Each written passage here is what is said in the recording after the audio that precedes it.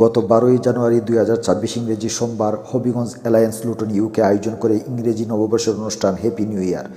সংগঠনের সভাপতি ফজিলত আলী খানের সভাপতিত্বে অনুষ্ঠিত সভা পরিচালনা করেন সাধারণ সম্পাদক Delwar Hossain Chowdhury hero.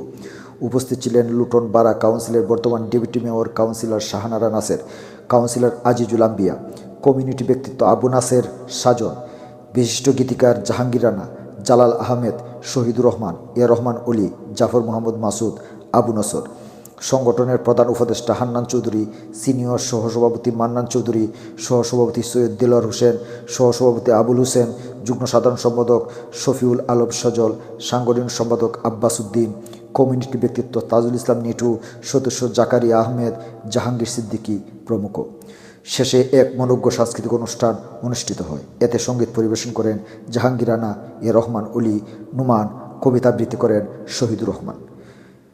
Channel NRB UK. আসসালামু আলাইকুম। আমরা প্রথমে হবিগঞ্জ অ্যালায়েন্স লুটন ইউকের পক্ষ থেকে ইংরেজি নববর্ষের শুভেচ্ছা সবাইরে। আমরা সংগঠন দীর্ঘ 10 বছরেরও বেশি ধরে আমরা মানব সেবায় বিভিন্ন কর্মকাণ্ডে জড়িত। আমরা আগামীতেও মানব সেবায় হবিগঞ্জ, স্পেশালি হবিগঞ্জের বিভিন্ন উন্নয়নে আমরা জড়িত থাকতাম চাই। আবারও আমরা হবিগঞ্জ অ্যালায়েন্স লুটন ইউকের পক্ষ থেকে সবাই ইংরেজি নববর্ষের শুভেচ্ছা জানাইয়া আমার কথাগুলো আমি শেষ করছি। ধন্যবাদ।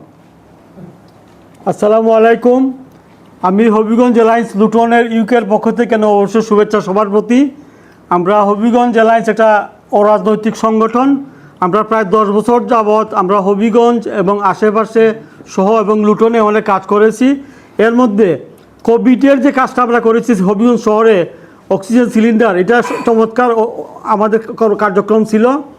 তাছাড়াও আমরা চেষ্টা করেছি হবিগঞ্জ, বানিয়াচং, বাহুবল, লাখাইতে অনেক কাজ আমরা স্পেশালি স্কুল, কলেজ, মাদ্রাসা, রাজনগর এতিমখানা, এবং আমরা গত বছর যে জালালাবাদ আমাদের হবিগঞ্জের পশ্চিমের গ্রাম প্লাবিত হয়েছিল, এখানে আমরা প্লাবনের কারণে ক্ষতিগ্রস্ত হয়েছে, তাদেরকে আমরা নগদ অর্থ দিয়ে সাহায্য করেছি।